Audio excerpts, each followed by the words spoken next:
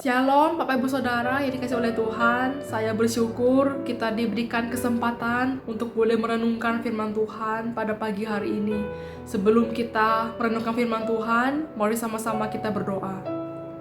Terima kasih Tuhan, kami sungguh mengucap syukur pada hari ini kami boleh bangun, menikmati nafas kehidupan yang Kau berikan bagi kami. Itu adalah anugerah dan kebaikan Tuhan yang Kau berikan dalam kehidupan kami. Dan pada hari ini kami mau mendengar renungan firman-Mu ya Tuhan. Biarlah Engkau yang menolong setiap kami. Biarlah firman Tuhan bukan hanya kami dengar, tapi biarlah hidup kami menjadi pelaku-pelaku firman-Mu. Inilah doa kami, dalam nama Tuhan Yesus Kristus kami berdoa. Amin. Ibu saudara, mari sama-sama kita membaca firman Tuhan yang terdapat di dalam 1 Samuel 13 ayat ke-14. Saya akan membacakannya bagi kita sekalian. Tetapi sekarang kerajaan-Mu tidak akan tetap. Tuhan telah memilih seorang yang berkenan di hatinya, dan Tuhan telah menunjuk dia menjadi raja atas umat-Nya, karena engkau tidak mengikuti apa yang diperintahkan Tuhan kepadamu. Sedemikian jauh pembacaan firman Tuhan. Saudara, ayat tersebut merupakan bagian perkataan Samuel kepada Saul ketika Tuhan menolak Saul akibat ketidaktaatannya terhadap perintah Tuhan. Dan ayat tersebut merujuk kepada Daud yang kemudian Daud diurapi dan diangkat menjadi raja Israel. Dan Daud disebut sebagai seorang yang berkenan di hati Tuhan. Bahkan Rasul Paulus pun juga menuliskan bagaimana Allah menilai Daud di dalam Kisah Para Rasul 13 ayat 22. Dan setelah Saul disingkirkan, Allah mengangkat Daud menjadi raja mereka. Dan disinilah tentang Daud, Allah telah menyatakan, Aku telah mendapat Daud bin Isai, seorang yang berkenan di hatiku dan yang melakukan segala kehendakku. Saudara, yang menjadi pertanyaan adalah mengapa Daud bisa mendapatkan sebutan yang begitu mulia dari Tuhan? Padahal sebenarnya kita tahu kalau Daud tidak lebih baik dari Saul, termasuk raja-raja Israel lainnya. Kita tahu bahwa Daud melakukan dosa yang mengerikan, termasuk perzinahan dan pembunuhan. Dan hal itu terlihat dalam 2 Samuel 11, di mana Daud sedang berada dalam puncak kejayaannya. Tahtanya begitu kokoh dan stabil. Para musuhnya telah ditaklukkan, dan ia sedang melakukan persiapan untuk membangun bait Allah di Yerusalem.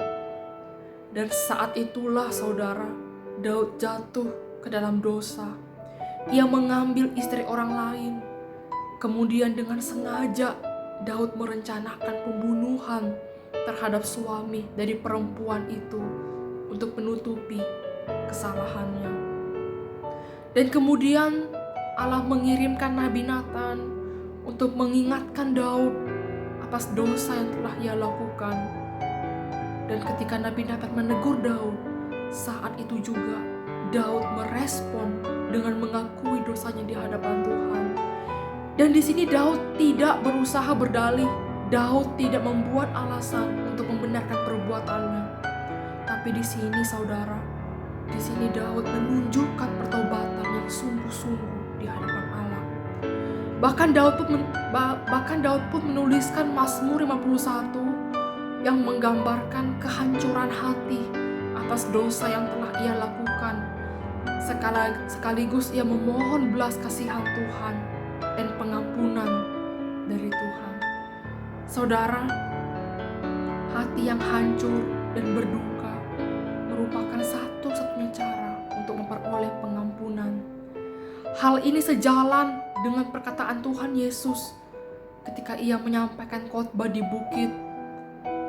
Dan itu juga dimulai dengan kalimat, berbahagialah orang miskin di hadapan Allah, karena mereka lah yang punya kerajaan sorga. Saudara, bila kita tidak mengakui dan tidak menyadari bahwa kita adalah hancur total karena dosa, maka kita tidak akan pernah merasa butuh juru selamat. Saya pernah menjumpai ada orang yang ketika melakukan kesalahan dan ditegur, malahan orang itu menyerang balik dan mempersalahkan orang yang lain.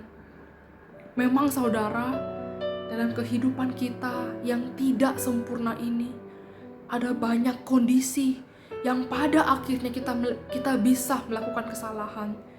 Kita bisa saja mengalami kekecewaan, bahkan penolakan yang dilakukan orang lain terhadap kita. Akan tetapi saudara, semua kondisi itu tidak bisa menjadi alasan untuk membenarkan dosa yang kita lakukan. Bila ada orang yang berbuat jahat kepada kita saudara, maka biarlah Tuhan sendiri yang akan menuntut pertanggungjawaban dari orang itu. Dan bagian kita adalah kita tetap harus merespon dengan melakukan yang benar dan bukan sebaliknya.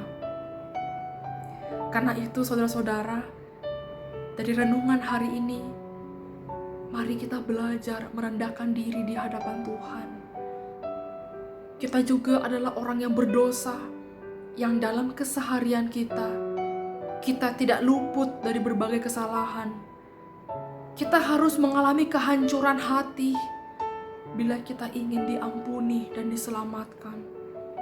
Saya yakin saudara, mengenai kejatuhan Daud, bukan hanya menyoroti betapa rusak dan betapa tidak berdayanya manusia akibat dosa, tetapi juga menunjukkan betapa besar pengharapan yang kita peroleh dalam anugerah Allah.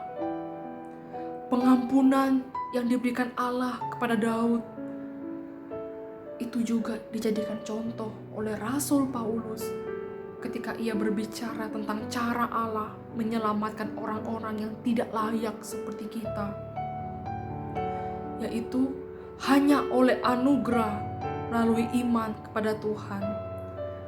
Dalam Yesaya 55 ayat 6-7 mengatakan, "Carilah Tuhan selama ia berkenan ditemui, berserulah kepadanya selama ia dekat. Baiklah orang fasik meninggalkan jalannya, dan orang jahat meninggalkan rancangannya. Baiklah ia kembali kepada Tuhan, maka dia akan mengasihaninya, dan kepada Allah kita, sebab ia memberi pengampunan dengan limpahnya." Saudara, Allah memberi undangan terbuka kepada setiap orang yang berdosa untuk berlari kepadanya supaya mendapatkan pengampunan dengan limpah kasih-Nya. Amin buat firman Tuhan. Kiranya Tuhan menolong setiap kita. Mari kita berdoa. Terima kasih Tuhan Yesus, hamba-Mu telah selesai berbicara. Kami mau mohon ampun Tuhan atas setiap perbuatan, kelemahan, dan kesalahan kami yang seringkali menyedihkan hati Tuhan. Kami mohon mampukanlah kami Tuhan, biarlah hidup kami semakin bergantung dan bersandar dalam Engkau.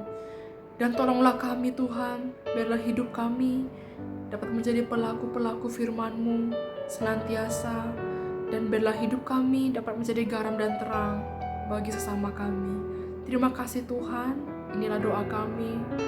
Dalam nama Tuhan Yesus Kristus kami berdoa.